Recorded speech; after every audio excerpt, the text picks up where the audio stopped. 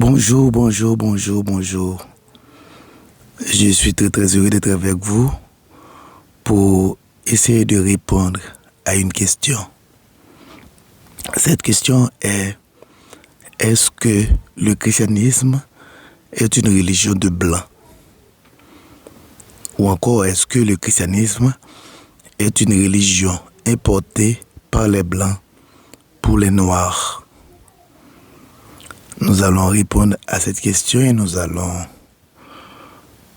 vous dire quelle a été la présence des Noirs dans le christianisme. Est-ce que dès les tout débuts du christianisme, les Noirs étaient présents? Est-ce que vraiment le christianisme est une religion de blancs? Eh bien, chers amis, les personnes noires ou d'origine africaine subsaharienne ont joué un rôle important dès les tout débuts du christianisme, bien avant que la foi ne devienne majoritairement associée à l'Europe. Le christianisme primitif du 1er et du 2e siècle était très divers ethniquement. Et l'Afrique du Nord et l'Afrique subsaharienne y ont contribué de manière significative. Au 1er siècle, plusieurs figures africaines apparaissent très clairement dans le christianisme. Nous en retrouvons plusieurs dans le Nouveau Testament. Par exemple, nous avons retrouvé Simon de Cyrène dès la crucifixion du Christ. Originaire de Cyrène, actuelle Libye, en Afrique du Nord, Simon de Cyrène fut réquisitionné par les Romains pour porter la croix de Jésus sur le chemin de Golgotha. Matthieu 27, 32, Marc 15, 21, Luc 23, 26. Cyrène avait une importante communauté juive et berbère, et beaucoup considèrent Simon comme un homme noir ou d'origine africaine. Ses fils, Alexandre et Rufus, sont aussi mentionnés dans la Bible. On peut le retrouver en Marc 15, 21 et en Romains 16, verset 13. Ce qui suggère qu'ils étaient connus dans les premières communautés chrétiennes. Après avoir parlé de Simon de Cyrène, parlons un peu de l'eunuque et l'Éthiopien. L'eunuque éthiopien, comme Simon de Cyrène, est l'un des premiers païens convertis au christianisme. Et l'eunuque éthiopien était noir. Nous lisons son histoire en Actes des Apôtres chapitre 8, versets 26 à 40. L'eunuque était haut fonctionnaire de la reine de Candace d'Éthiopie, royaume de Méroé en Nubie, région subsaharienne noire. L'eunuque lisait le prophète Isaïe sur la route de Jérusalem à Gaza. Pendant qu'il lisait, l'apôtre Philippe était venu le trouver pour lui aider à comprendre le texte. Après l'avoir compris, l'eunuque a demandé à Philippe de le baptiser, ce qui fut fait. La tradition dit que l'eunuque a rapporté le christianisme en Éthiopie, où l'église éthiopienne orthodoxe existe depuis le 4e siècle. Il faut dire en passant que l'église éthiopienne est l'une des plus anciennes églises chrétiennes au monde.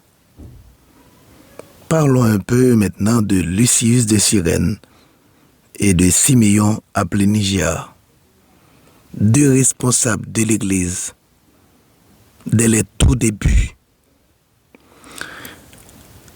Lucius de Cyrène et Siméon appelé Niger étaient des Noirs et étaient des dirigeants dans l'église primitive. Nous lisons leur histoire en Acte 13, verset 1. Dans l'église d'Antioche, lisons-nous dans Acte 13, verset 1.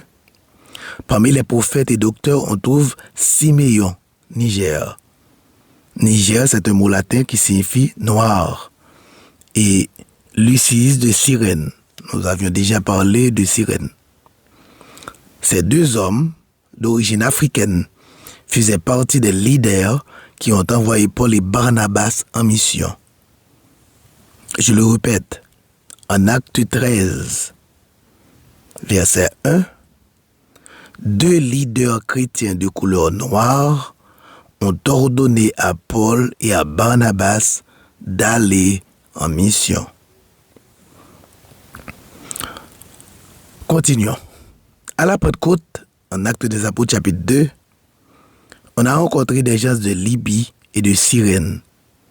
Beaucoup de gens de Libye et de Cyrène étaient présents à Jérusalem à la Pentecôte et ont entendu le message de l'Évangile en leur langue.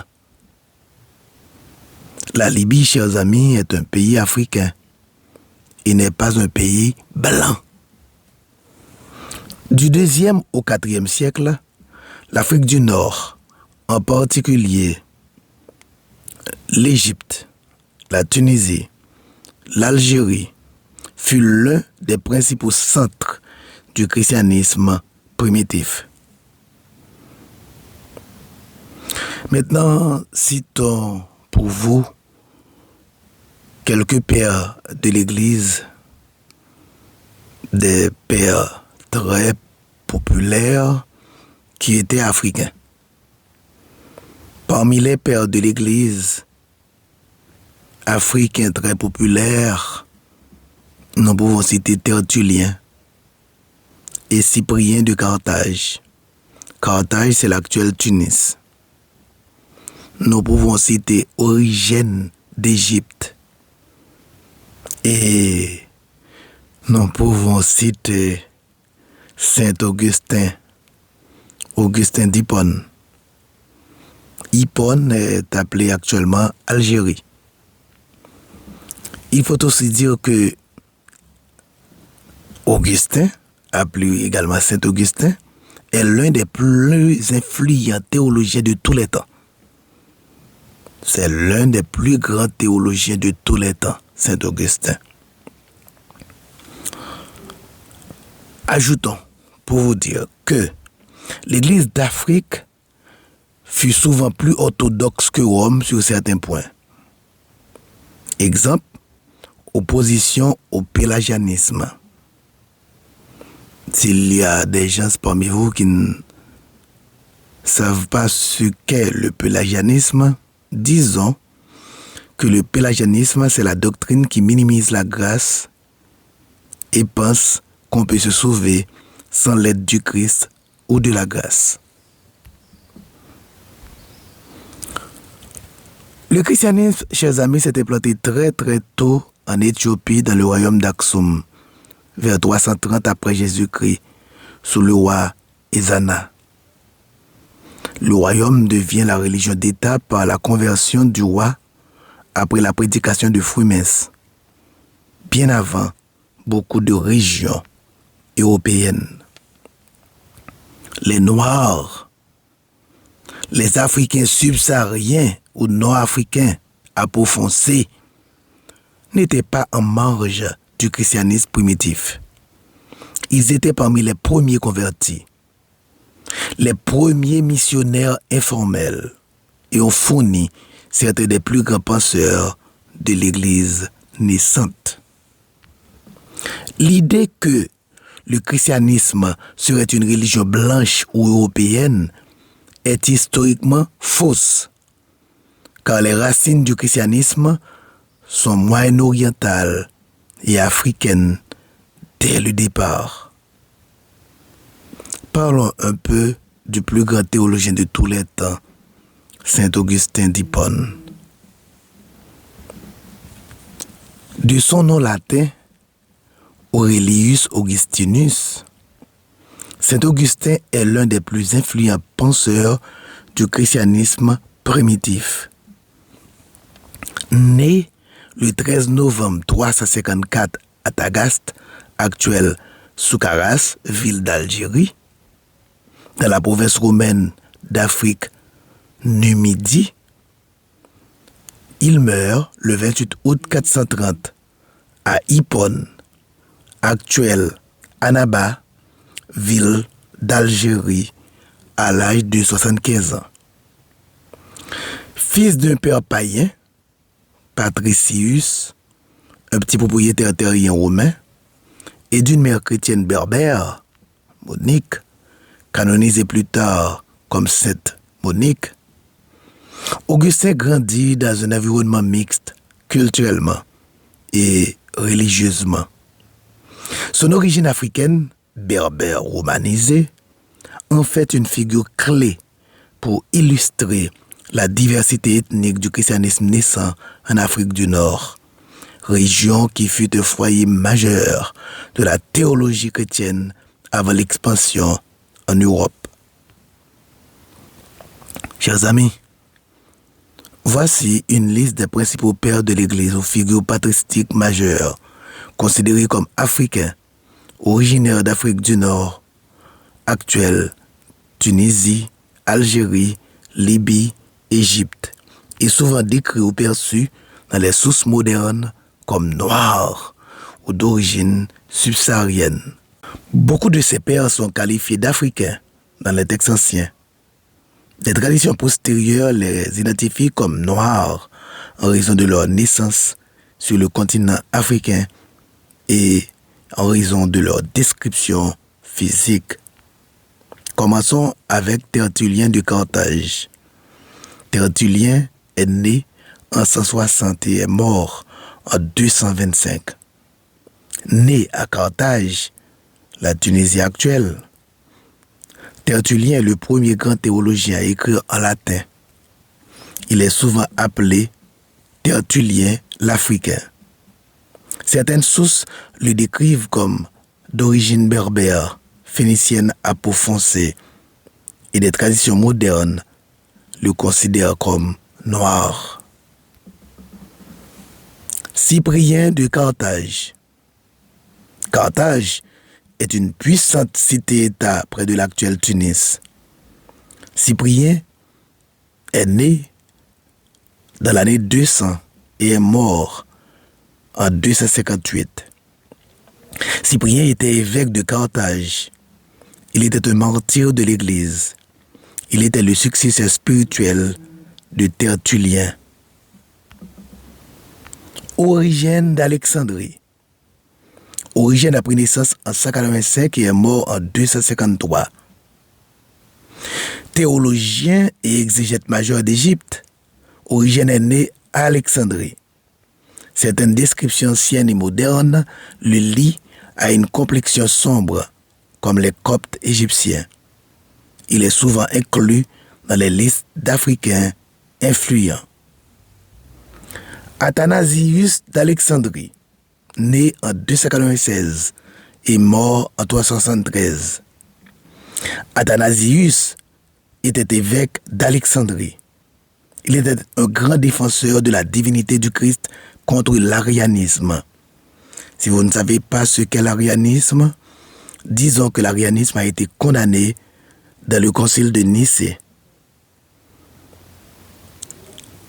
Athanasius, Athanase, pour les francophiles, a été surnommé parfois le nain noir dans des traditions ultérieures en raison de sa petite taille et d'une peau décrite comme sombre.